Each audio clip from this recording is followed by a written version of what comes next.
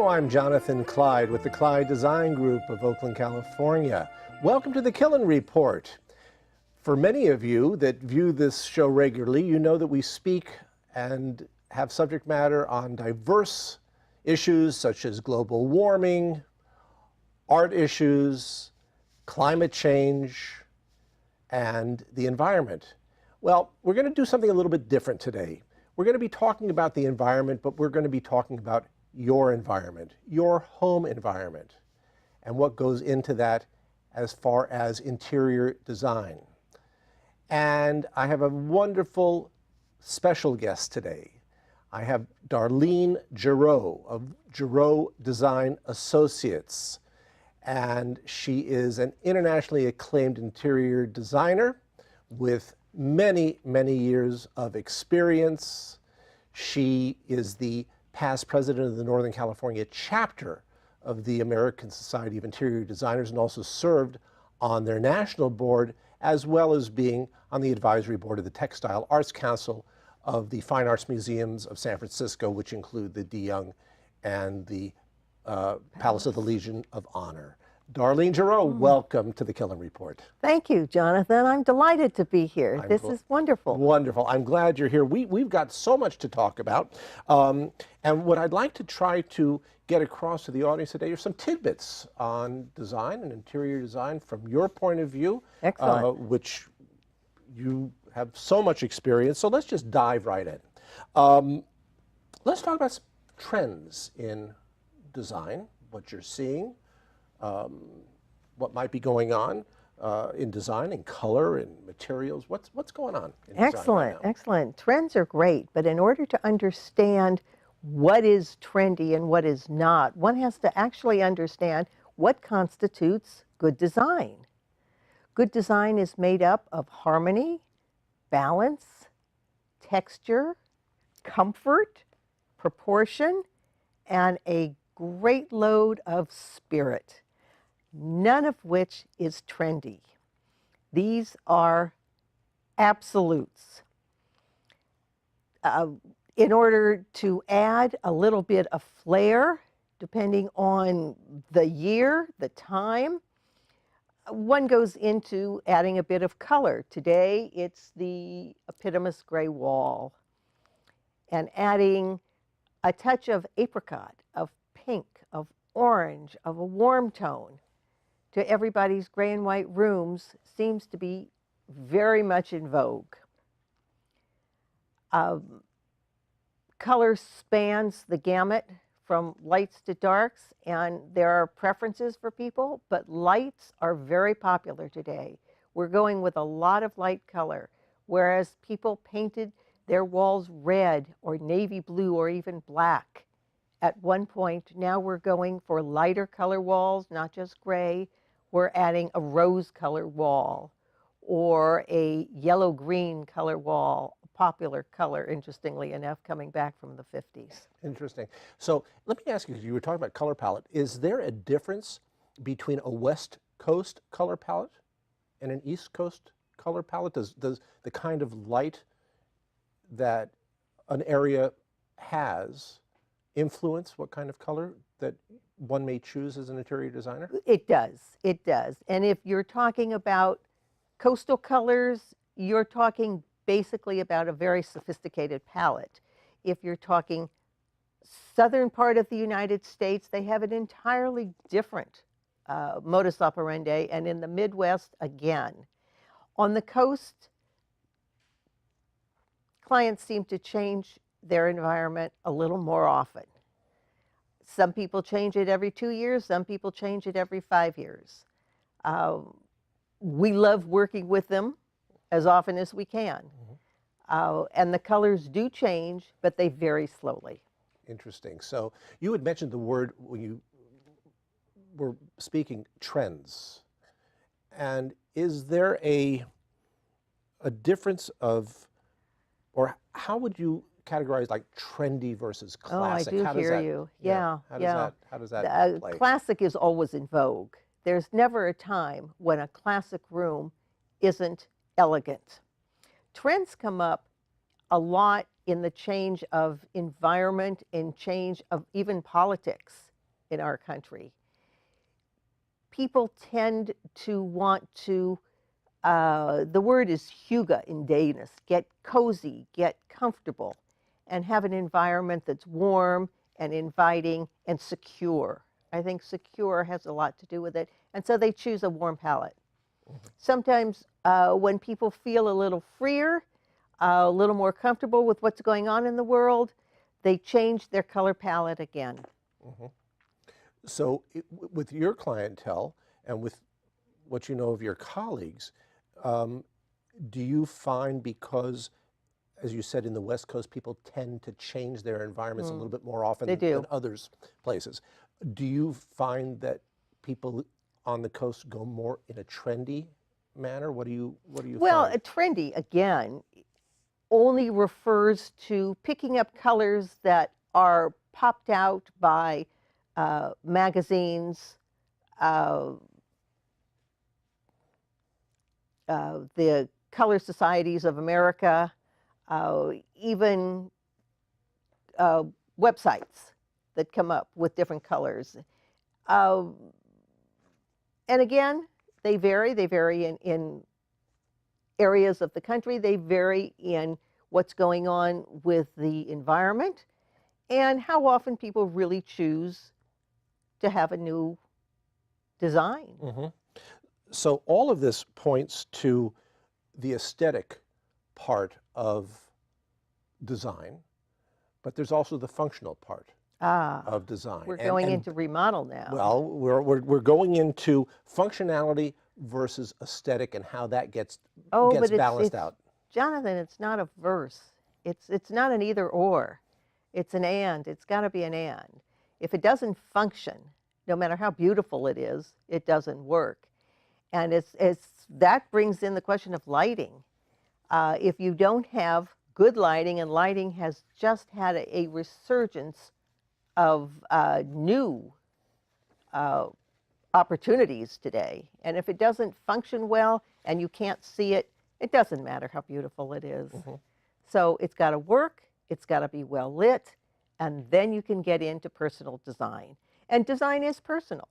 It's personal, no matter what I feel in terms of creating an aesthetic in a room. If the client isn't happy with it, it doesn't work. It's all personal.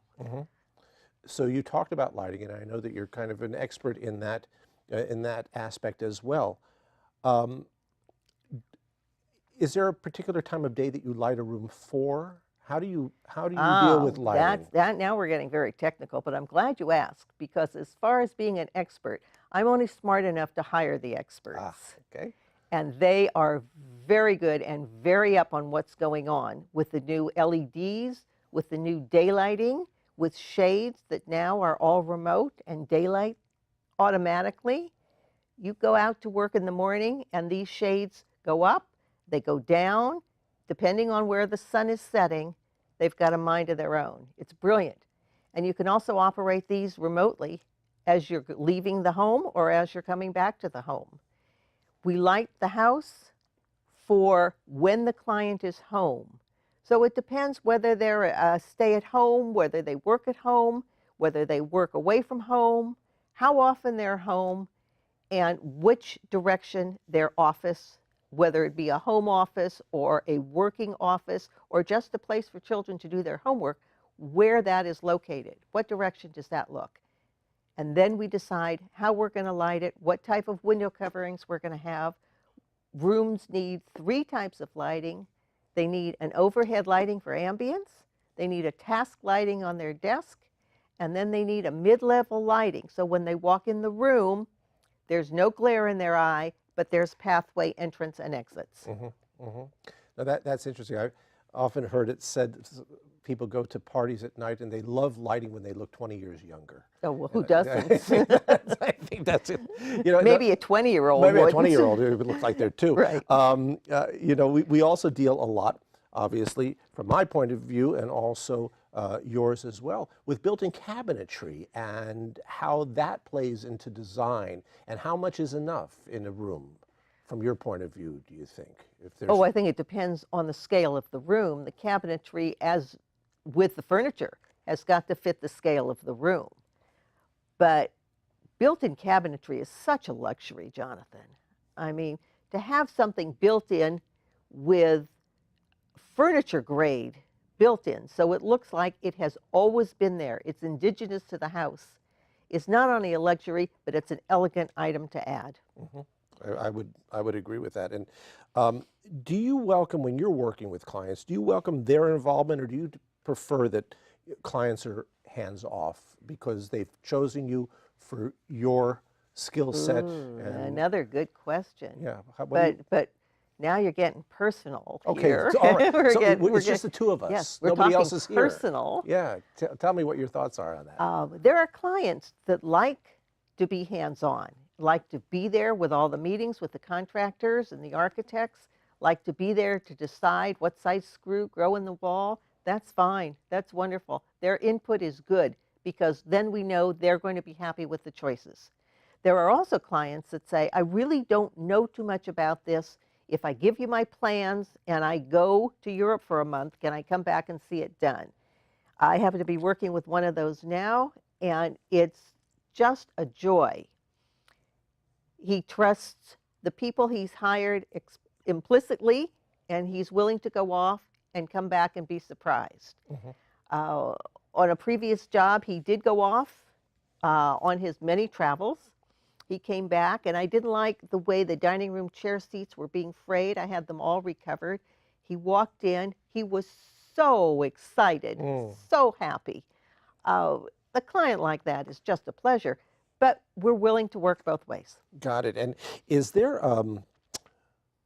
a time that you wonder, or how do you know if a project is a good fit when you're working with somebody? What do you think? A good fit between our offices and the client would be determined basically by the client. We're very malleable. We will work on many different levels.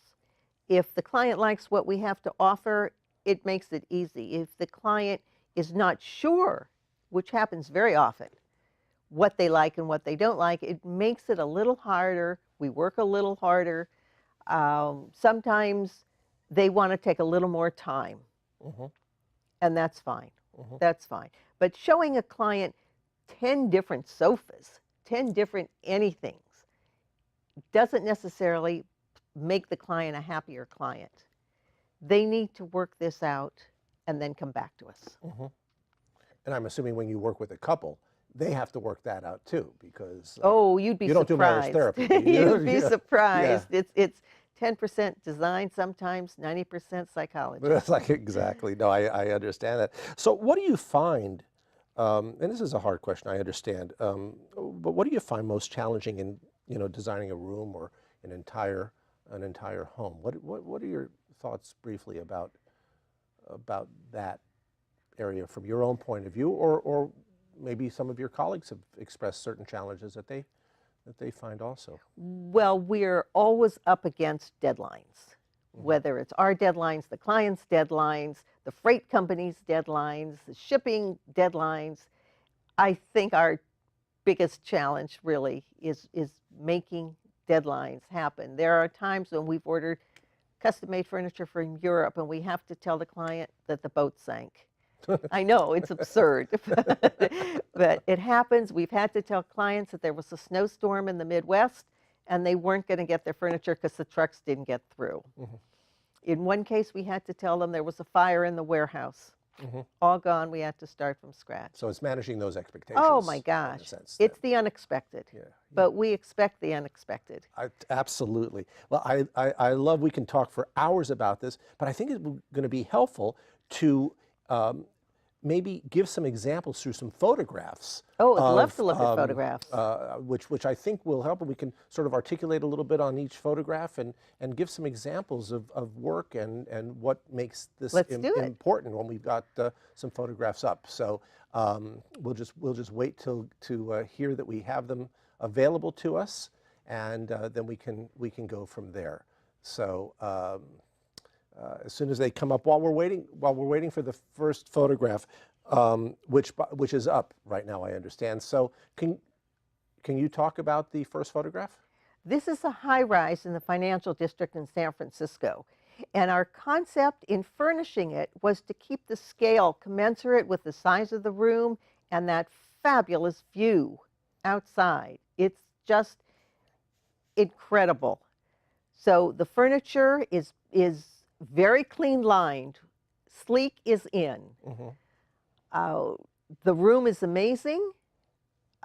We have seating in 3 different areas, 1 major, 1 small, 1 dining area. I see. Okay. And that'll lead us then to the next photograph, which we can take a look at. And that'll come up in just a moment, and we'll be able to see what's going on Good. there. Another view of the same condominium in the same high-rise. This is done a little later at night, so you can see it's darker outside, but the lights are just scintillating. It also serves as an art gallery for this couple. Great. And then moving forward, we'll have another one to view. And this actually is a photograph of a home. And these cabinets replaced 2 sheetrock walls that were dividing a hallway and a living room. And then it gave them a whole lot of area to display what they wanted with regard to their own art and ceramic work, which is terrific. And the center area, which is clear, leads then to the hallway. And we can actually see, I think, the next photograph will, I think, show a bit more detail of what's going on here. And here is an example of lighting. I think, Darlene, that when you said how important lighting really is to any project, and this is a very dramatic. If you can't see it, it doesn't matter how beautiful it is. Exactly. And then the final photograph of this series, I believe, shows the back side of those cabinets, and you can even see that there's great detail going on. It's not divided as greatly as the front, but it's something that your eye will catch. That's very clever, Jonathan. Yeah, so I think that that will be great. So moving forward to the next photograph, let's see what we've got here. Another living room. This is a living room where we've just using part of the wall, and we've got closed areas and open areas, and it's very diverse. So that's one example. And if we go to the next photograph, I think we'll see, again, this is looking out from the dining room to a sunken living room, and rather than having the 1970s oak balustrades and wrought iron, which was sort of that time, That's gone. It's all sleeked up. People can do something like this to keep their safety and also to display. Well, sleek is in, as I said. It's not only a sleek piece of work, but it does give a lot of openness to the entire space. Exactly. And as we move to the next photograph, we'll see just sort of at the lower corner of the picture how something gets cut into stairs when it's very artistically stairs done. In the front of that? In the front of it. Front lower? Yeah, and that's what that is. And it's just neat when you really can deal with something that's artistic in that sense. And so custom. And so custom as right. And our next photograph, we'll take a look at, you know, it's interesting, Darlene, I'm sure you've found this to be the case as well, that many new complexes and many new homes have a lot of alcoves in them. And alcoves can be furnished with a piece of furniture, or they can be furnished with built-ins, that the space is filled by cabinetry, as we can take a look at the next photograph.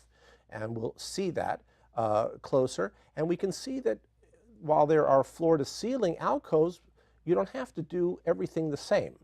You can have something that's floor-to-ceiling and something that is not floor-to-ceiling. That's true. And open spaces in rooms have become much more desirable. So builders are building half walls instead of full walls. Correct. So the space stays open, which lends itself perfectly to your built-in cabinetry. Well, thank you so much. And we'll go to the next photograph, which again is a head-on shot, but it illustrates what you can do with open areas. You can close it up, as you see on the left of the fireplace, or you can keep it open as just with doing something partially to fill an alcove space. And adding lighting to those alcoves, right, either on the top or straight down and in between the shelves, makes it pop that much more. Absolutely. So we'll go on to our next photograph.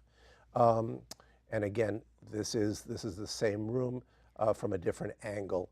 But you're right with regard to how much lighting was done in this room Very by important. others. Yeah, very, very important. As we move forward, we will see another example of just open space. And so what do you do with that space?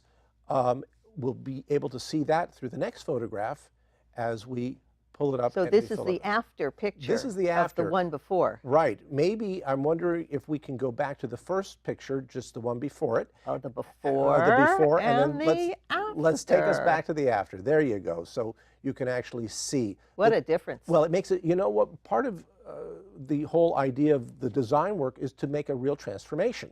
Well, you did here. And you do it, and that's... This looks so custom. It's, well, absolutely. You can't, yeah, this is not, you can't get this off the shelf. Nope. Our next photograph will take a look at a bedroom.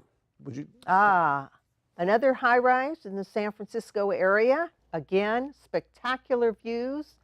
We wanted to keep it open. We've got draperies that will close electrically at night. There will be absolutely no light leaks because we have 2 levels of draperies. It's a custom-made bed. It includes the headboard and the night tables, all one piece, and all of it floats off the floor. That's great. Can we go to our next photograph, please? Another custom bed in another high-rise in San Francisco, and this was for 2 children, and the room is small, so we built in the beds, the drawer storage space. In the center console, there is electrical with a little hole that drops through, so there is a little light back there with no wires hanging out. That's wonderful. That's a wonderful design. Clever concept. It is. This bedroom also is in a private home, and it also has to do with the use of filling alcoves for their need. There was nothing going on. It was basically wasted space. So what do you do? It's great to be able to have storage in a place that you can keep it out of the footprint of the room, which is great. Moving to the next photograph we'll show. Another bedroom. This is in the East Bay. It's a transitional bedroom. It incorporates a mirrored chest, very traditional piece, more contemporary brass headboard, some artwork, and a few accessories. That's great. The next photograph will show us examples just of home offices in smaller spaces.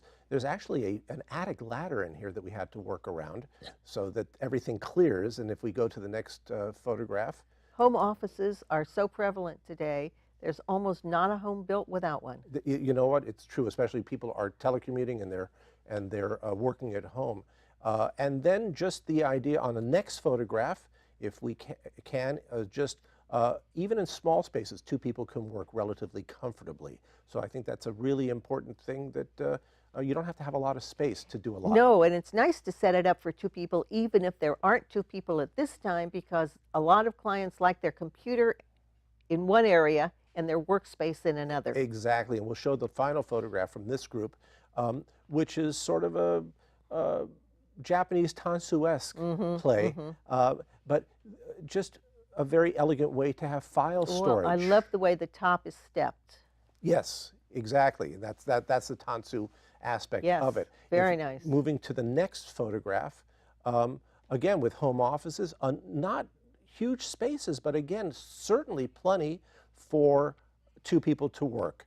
And the next photograph will show us another view of this. It's very open, even though it's a small space, which are great. The next photograph I think we're going to go into just even things like custom entertainment centers. Again, sleek, elegant. It gives the room a larger look going from floor to ceiling. A lot of place for storage. A lot of place for storage. In our next photograph, just kitchens. And we can do the next photograph as well to show you don't have to have square patterns or rectangular patterns. You can have islands that have form to them, as well as the next photograph will show the entire concept, this being more of a craftsman concept with a little bit of a modern twist to it. Moving forward, This is... I talk about islands with form. This is a soapstone countertop, slate floor, maple cabinets, and a lot of glass with a vaulted ceiling. There's lighting on top of the vaulted ceiling in the middle. As you can see, there's a pendant that hangs down. Then there's lighting over the cabinets on the far left, and there's lighting over on the front side under the cabinets that you can't see very well, but it's there. And the soapstone countertop was manufactured in San Francisco and installed here, and it is definitely freeform. There is no name to that shape, but it made a spectacular kitchen. That's fantastic. Do you know, I've been having such a good time. Do you know we have less than 2 minutes? No! I know.